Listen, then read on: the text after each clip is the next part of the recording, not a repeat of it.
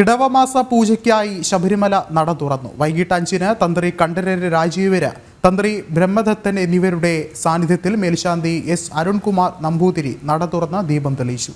19-ന് രാത്രി 10-ന് പൂജകൾ പൂർത്തിയാക്കി നട അടയ്ക്കും.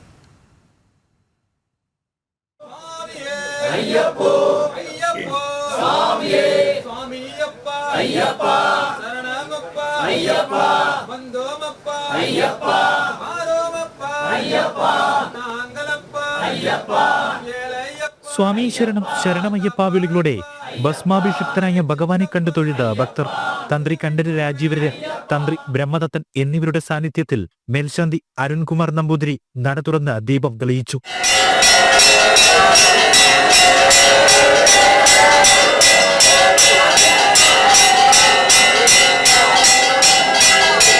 തുടർന്ന് 18-ാം പടിക്ക് താഴെ ആഴിയിൽ അഗ്നി പകർന്നു.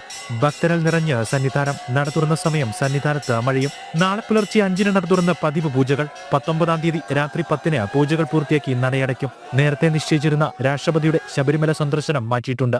ഇത് സംബന്ധിച്ച് സർക്കാരിന് ഔദ്യോഗികമായി അറിയിപ്പ് ലഭിച്ചു. 19-ന് രാഷ്ട്രപതി ശബരിമലയിൽ ദർശനം നടത്തുമെന്നായിരുന്നു നേരത്തെ അറിയിച്ചത്. ഇനി അടുത്ത മാസപൂജകൾക്ക് നട തുറക്കുമ്പോൾ എത്താനാണ് നിലവിൽ തീരുമാനം. ജനം, സന്നിധാനം.